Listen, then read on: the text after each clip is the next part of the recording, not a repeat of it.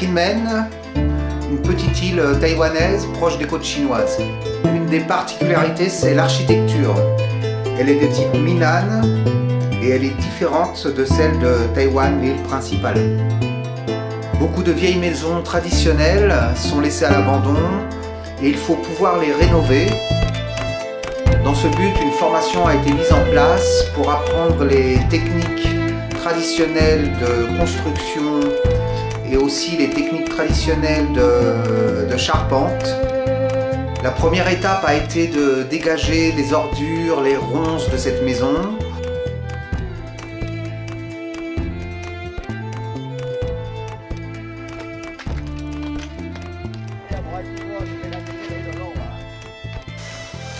Ensuite, de détruire toutes les parties non stables et de ne laisser que les soubassements des murs.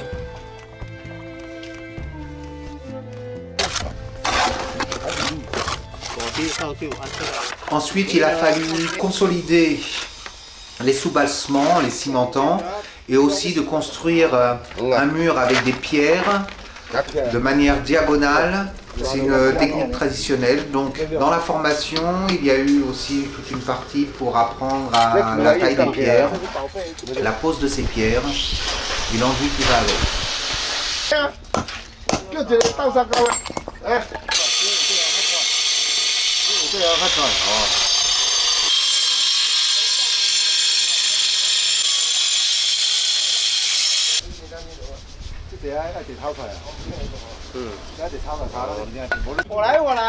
L'étape d'après, c'est de monter les murs en briques et en carreaux. Ça suit des règles très précises, traditionnelles, que les élèves ont pu mettre en pratique sur cette petite maison.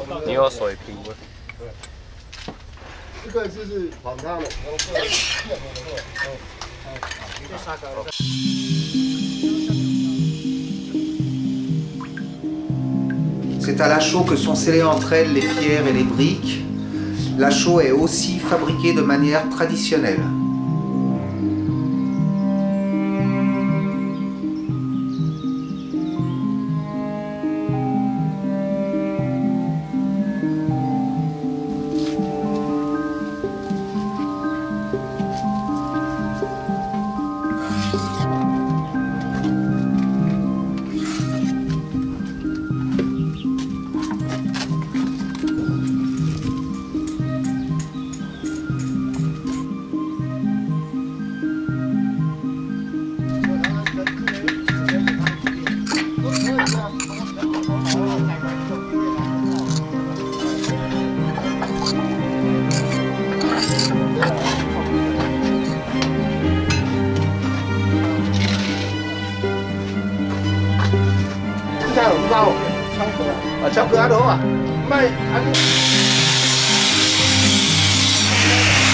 Avant de poursuivre la construction des murs, on va mettre en place les fenêtres.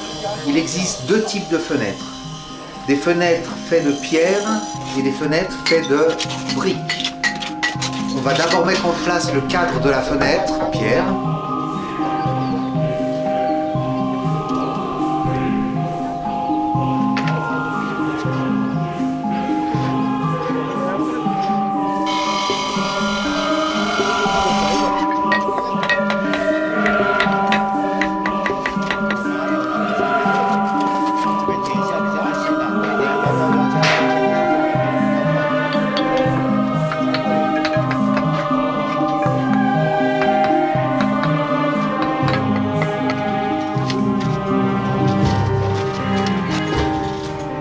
Ensuite, au centre, on va placer des sortes de piliers, une sorte de gros barreaux, toujours en briques ou en pierre.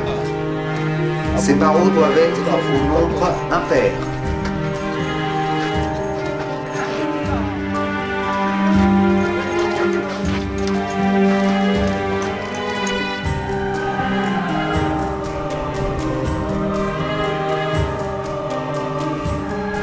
Une fois que les murs en briques et en carreaux ont été montés, c'est la charpente qu'on va poser.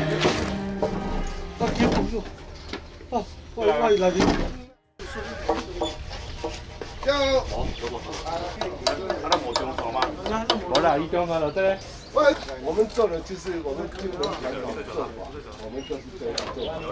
还有你们看哪一天？但是金门也有很多不讲他的。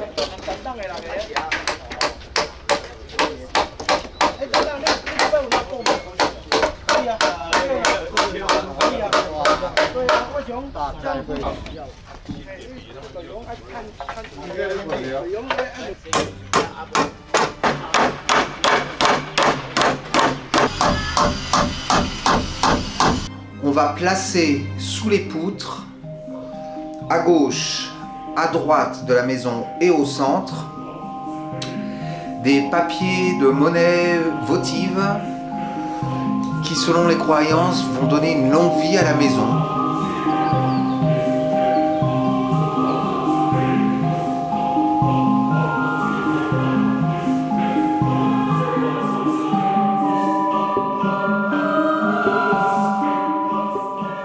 Une fois la charpente posée, on va donc finir de monter les carreaux et les briques.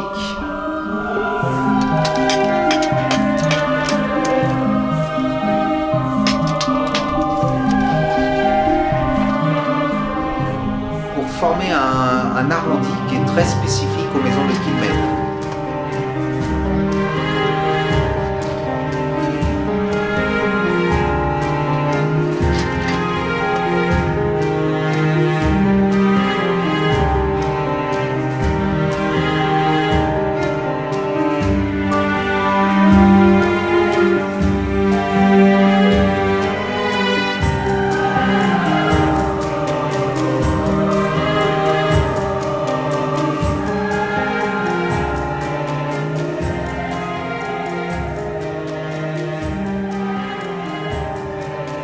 L'arrondi se fera selon une technique d'alternance des briques, des tuiles et des carreaux.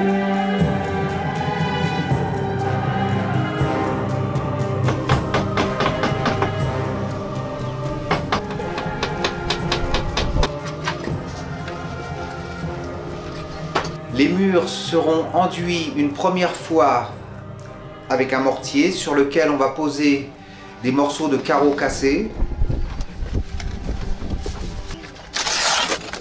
On le réenduira à nouveau.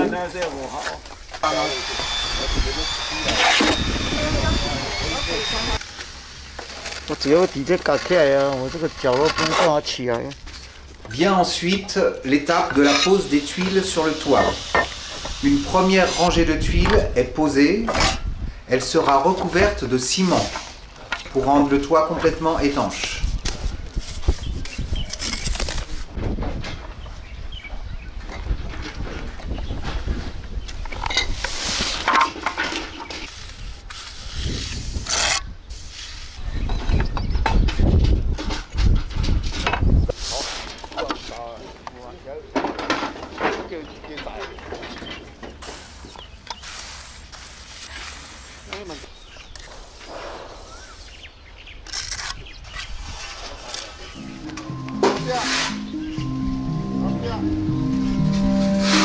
Une fois que l'arrondi est fini, on va cimenter toutes les parties, toutes les jointures.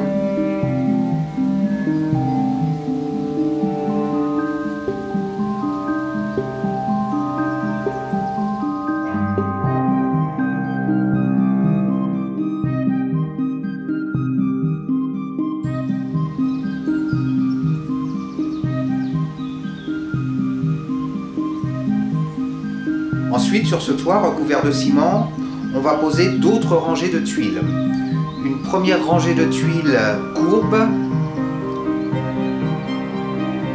On va tester avec de l'eau la bonne efficacité de l'écoulement.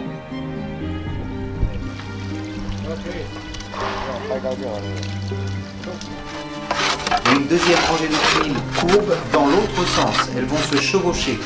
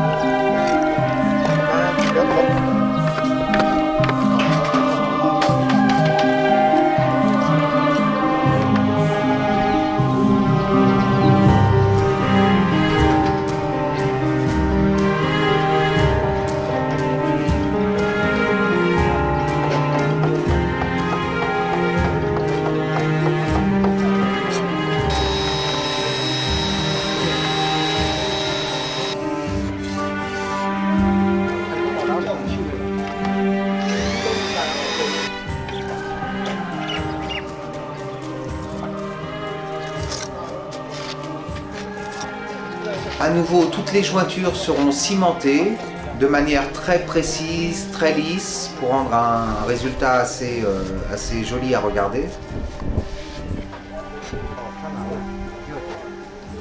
Ensuite, un nouvel enduit blanc viendra finir le mur.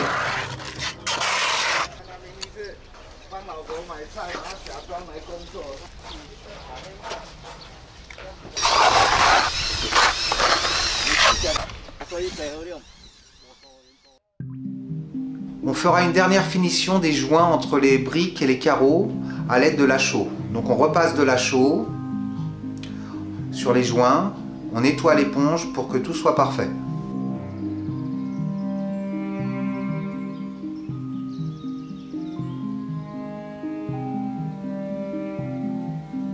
Les interstices entre les pierres seront aussi enduites.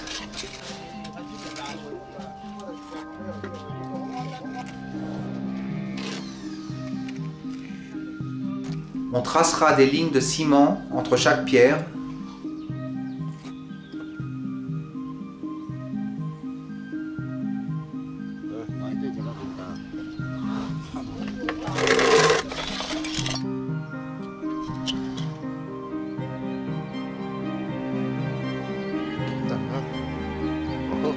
Sur chaque ligne de ciment, on va tracer une ligne rouge qu'on creusera à l'aide d'un morceau de fil de fer. Ces techniques de rénovation correspondent à des règles bien précises de construction, mais aussi suivent des règles bien précises concernant la croyance, la religion, le feng shui.